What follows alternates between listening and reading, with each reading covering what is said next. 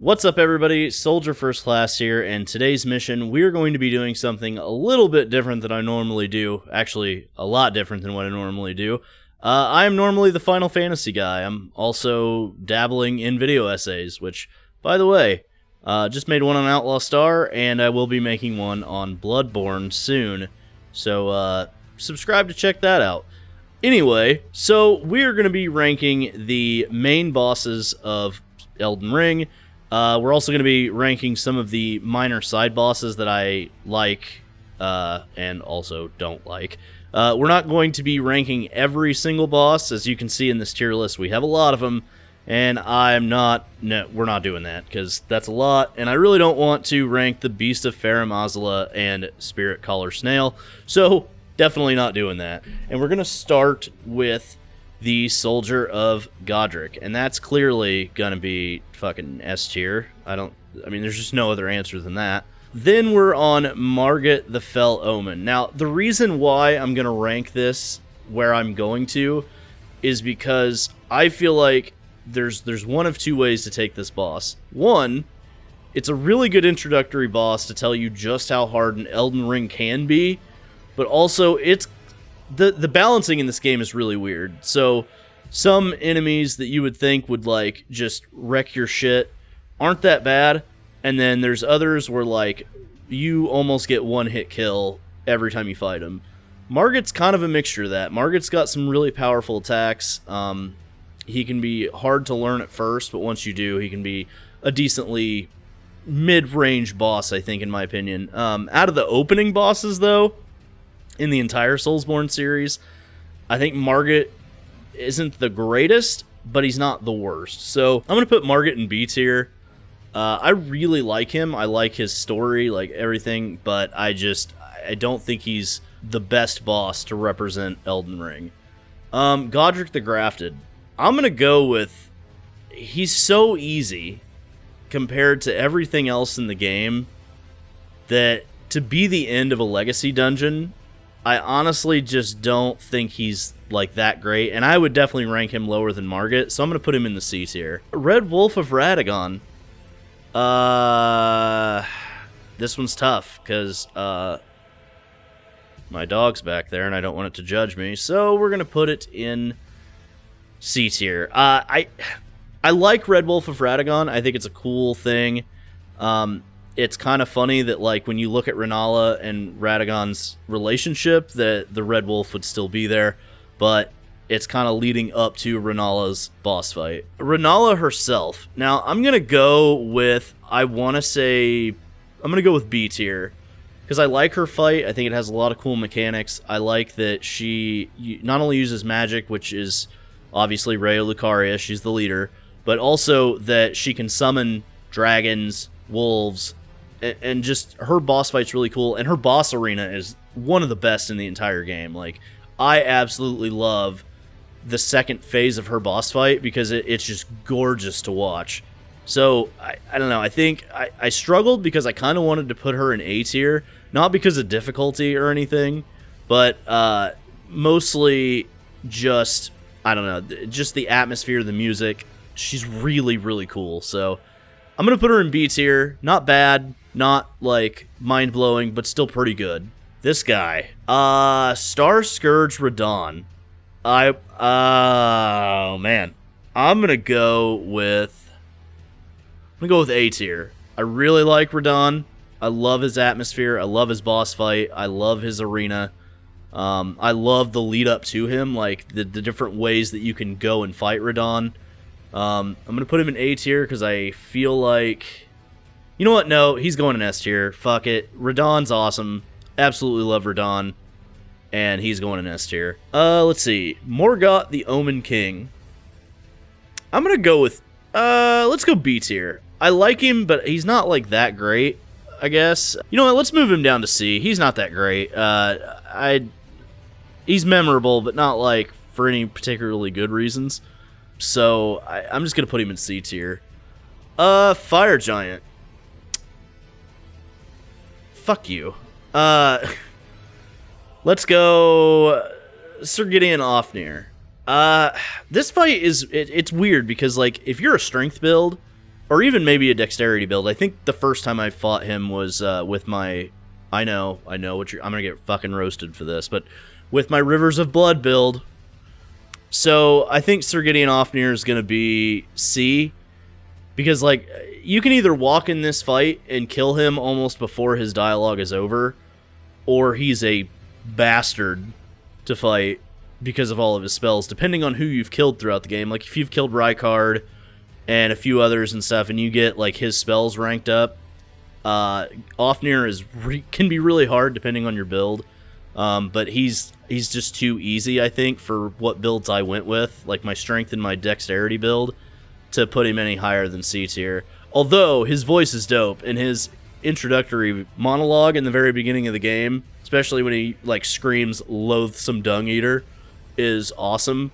But that's not enough to get me above C tier for me. Godskin Duo. Fuck you. Let's go with, you know what, we're just gonna put all of the Godskins in fuck you territory, because those fights repeat so much. And like you fight Godskin Apostle in the Windmill Village, Godskin Noble in Volcano Manor. You fight both of them together in Faramazala, and you fight them together in the Spirit Caller Snail's like cave area, and they don't get any better no matter what you do. I don't like their fights. Oh, also Godskin Apostle in Radahn's Tower, his Great Rune Tower.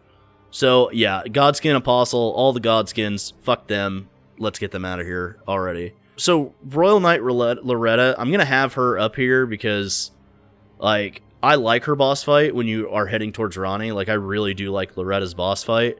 I also like that instead of doubling up on Loretta as like the same boss fight in the Haligtree, they gave you kind of a fake Loretta and they gave you a real Loretta. So I really do like that. So we're gonna go. I'm gonna put Loretta. You know what? I'm gonna put her in B tier. I'm gonna put both. You know what? I'm gonna put both Lorettas in B tier because I really like them. I know you're noticing a lack of A, and this is kind of for the fights that I really, really like but aren't quite S tier. And some of the A rank fights might surprise you a little, but I am gonna go with, so Maliketh the Black Blade. I'm probably gonna catch heat for this, but I think Maliketh's an S. I love when boss fights use the arena, and also like just the atmosphere around Maliketh, the location that he's in, the fact that if you've done the Beast Clergyman side quest with the Death Root and stuff, like the interaction with the Beast Clergyman in Faramazala is going to be a slightly different just dialogue-wise. But I love like the transformation into Phase 2. I don't particularly like the difficulty of this fight. Like I think sometimes it's a little overbearing, but it's not undoable, obviously. So I honestly really love Maliketh. His armor is fucking dope, and the armor that you get like using him or like defeating him is really nice. Maybe not statistically, but I like the way it looks, the aesthetic. So I'm gonna put him in S tier. Godfrey the First Elden Lord.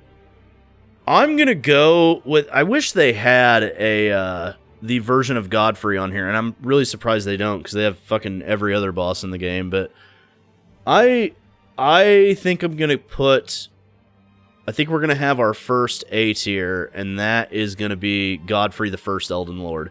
I love his fight. I don't necessarily love his second phase, but I do love his first phase. I love the lion behind him. I love his story of being the first Tarnished, or the first Elden Lord and a Tarnished eventually. Like, his relationship with Radagon and Marika. Like, I really like Godfrey, and his boss fight / arena, which is kind of reused multiple times, is really, really cool. So I like that. We'll go with Lich Dragon Fortisax. I'm going to go with B tier. A lot of the dragon fights are very samey, and I do love Lich Dragon Fortisax's, like his, I'm saying this a lot, but the atmosphere, the arena is really dope. The quest line's pretty cool. How you get to him is really cool. So I'm going to put him in B tier. Dragon Lord Plucitisax, A tier. It has to go A tier. I love this fight, even though it's really, really hard. I love that, like, he is the Elden Lord version of the dragons. I just love dragons in general. Like, I'm a really big fan of dragons in any kind of medium. Dragon Lord Placidusax is kind of the perfect storm for me. So I'm going to put him in A tier because I really like him. I'm going to save Malenia for last because I have, like, a complicated history with Malenia. And so I'm going to go with Rykard. So Rykard, I think, is kind of just, it's C tier, and I think it's C tier because, like, it's a gimmick fight. Like, it's not something that I generally really like. It kind of reminded me of a Demon Souls boss, and Demon Souls bosses are largely kind of forgettable to me, because they're all kind of gimmick fights. Not all of them, but most, and I don't know. I feel like Rykard just doesn't quite do it for me. I do like the Blasphemous Blade, I think it is, you get from him. So I'm not going to put him in, like, fuck you territory, but I'm also not going to rank him any higher than a C. Mohg, Lord of Blood. So Mohg's a hard fight on top of being a gimmick fight, because you have to get that cracked tier. I can't remember what the name of the cracked tier is off the top of my head, but you have to get that tier, or basically, like, the fight is not impossible, but it feels damn near impossible if you don't have that. So I like Mohg. I'm gonna put him in B tier. He's much more memorable than any of the bosses, I think, in the C tier, and he's not quite A tier or S tier for me, but he is a fun fight if you know what you're doing, but he can be a bastard. So I think we're gonna put him in the B tier for me. Let's go with Mimic tier. Mimic tier is a C. I love that fight because you can go in there butt-ass naked and win by just re-equipping stuff. Like, I think the ability to manipulate this fight it's a lot of fun. It's a fun fight. If you, like, decide you want to have a boxing match with the Mimic tier, you can. Like, it's just varied, you know, but it's obviously kind of funny.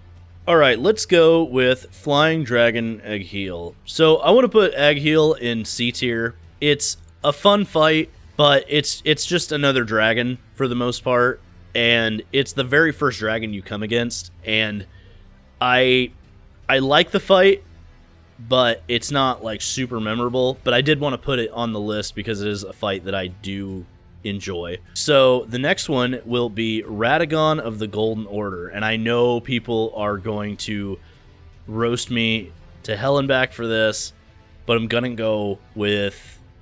Actually, you might not. This is kind of probably a middle-of-the-road selection. So Radagon's going to be a B tier.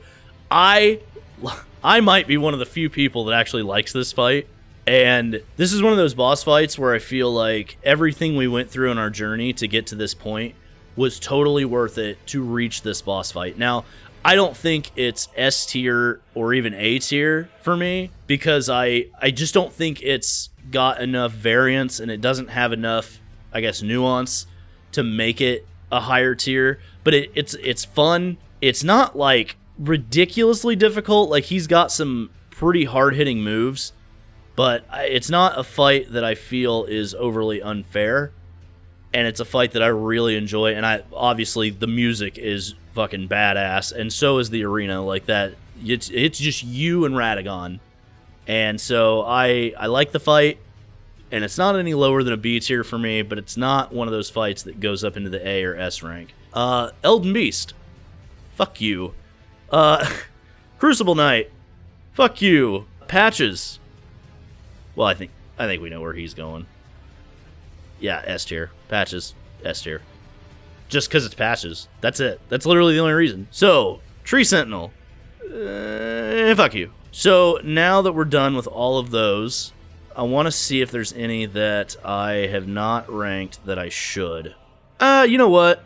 I don't know. I don't remember which one it is between the two Estelles. So the harder fight of the two is the one that I'll rank here. But I don't know the name of the harder fight, so I'm just gonna pick one from the two. I'm gonna go C tier. It's hard, and it's okay, and I love the arena that basically is just reused from the Ancestor Spirit. But I don't know. This one's a tough one for me because it's not like fuck you difficulty, and it's not like it's not that I don't like it. It's just not that great. So we'll go with that. Commander Nile. Fuck you. And I think the one we have all been waiting for, and that would be the demi-human chief. No, Malenia, Blade of Mikola. I have to go S tier, and I think this might be my favorite fight in the entire game. I am Malenia. I am Malenia. Blade of Malenia. Of Mikola. I am Malenia. I am Malenia. Blade of Malenia. Of Mikola. Blade of Mikola. And I think a lot of people are not going to agree with that, but Malenia is my favorite fight in this entire game, and I have a story behind that and why that is. So, when I first played Elden Ring, I had fear of missing out so bad. I'd tried to play Dark Souls 2 on my old channel and fucking hated it. I tried to play Sekiro when it launched and fucking hated it. And then I realized, I don't like these types of games, right? Like, I never liked these types of games. Why am I playing this? What the fuck is wrong with me? So, when Elden Ring started rolling out the big reveals and the marketing and stuff like that, and I saw the fan base of the Souls games getting really excited, and I have a few friends that play Soulsborne games, so they were excited, and I'm like, okay, I hate these games normally, but I'm getting fear of missing out really bad, so I'm going to grab Elden Ring on PC, and that's what I did, and I got addicted. I got hooked. As soon as I beat Margit, I was like, I can do this. I can play these games. So after Margit clicked with me and I got through Stormvale Castle, I was like, okay, I just made it through a legacy dungeon. Like, I can do this. So I started going through the game and I started looking for challenge. I would look up the locations of the hardest bosses in the game because I wanted to do this. This is my goal. I'm going to beat the hardest bosses in the game. And when it came to Malenia, I finally got to her, and obviously she was in the trailer. I thought she was going to be a main boss in the entire game, and I think a lot of people did. And then when it turned out she was like an optional super boss, I got even more hyped than I already was for her. So I got through the erdtree somehow and made it to Malenia. And after 30 or 40 tries, I had finally conquered her. And it was one of my most proud moments ever playing video games in my entire life. And we're talking, I'm 32 and played video games since I was knee-high to a grasshopper, as they say. And beating Malenia was I think my biggest achievement in gaming. And I know that there's probably a million people that have beaten Malenia by now, but taking her out without a guide, without any kind of hints or tips or anything like that, felt fucking incredible. And the reason why Malenia is there in S tier is the arena is dope. Her look, her second phase look, she's hot. Her music, the lore behind her with her and Radon, like the lore with Mikola, and we're about to get Shadow of the Erdtree, and I cannot wait to see if maybe we see a younger version of Malenia. Maybe we see her as an NPC that is kind of like, how we in Dark Souls 1 where we went back and met Artorias. Now granted, he'd already been given up to the void, but we might see Malenia, and I'm really excited for Shadow of the Erdtree, obviously.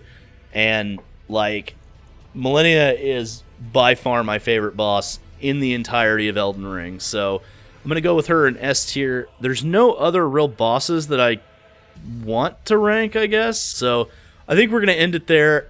Thank you guys for watching. We're going to possibly do some more of these with Dark Souls, Bloodborne, Sekiro, and all that, so absolutely love this series. I've beaten every single one in it. I've gotten the platinum in Elden Ring, Bloodborne, and Sekiro, and I cannot wait for Shadow of the Erdtree. So, again, thank you guys for watching. If you like what you saw, subscribe to the channel, ring that notification bell, and turn it to all so you don't miss an upload. We're going to be doing more Soulsborne content on the channel, and I can't wait for y'all to see it. So, again, for the 5th time, thank you for watching, and I will see you in the next one. Later, guys.